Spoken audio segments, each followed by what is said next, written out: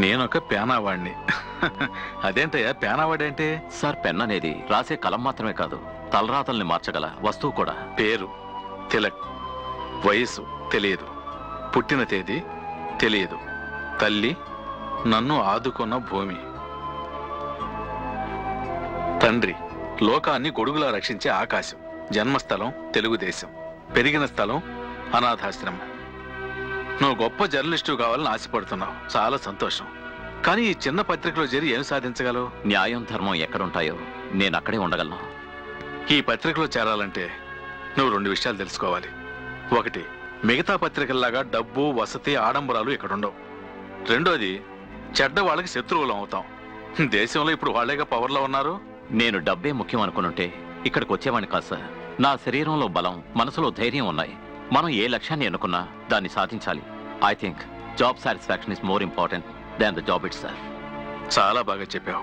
అది మాత్రమే కాదు సార్, మంచి వాళ్ళకి శత్రువులు ఉండడంలో ఆశ్చర్యం లేదు. ఆ మహాత్ముడికే గాడ్సే శత్రువు అయ్యాడు కదా. నీలాంటి తెలివితేటలు ధైర్యమూ గల యువకులే ఇప్పుడు ఈ దేశానికి అవసరం.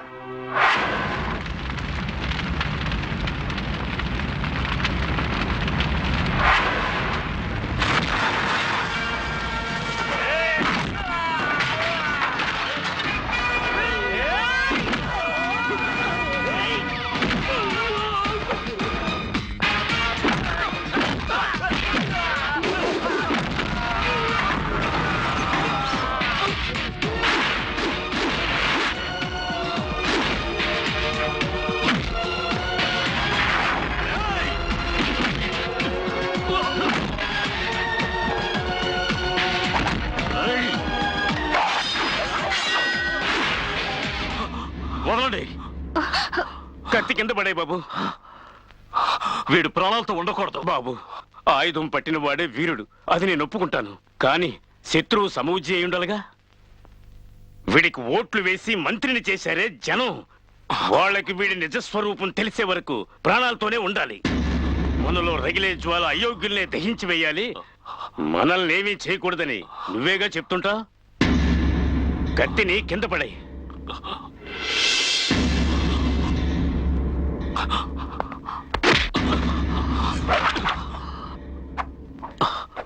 ఈ రోజు చావు నుంచి తప్పించుకున్నావు. నిన్ను వదిలిపెట్టను. నిన్ను అసెంబ్లీ నుంచి సెంట్రల్ జైలుకి పంపించేంత వరకు నిద్రపోనివ్వను.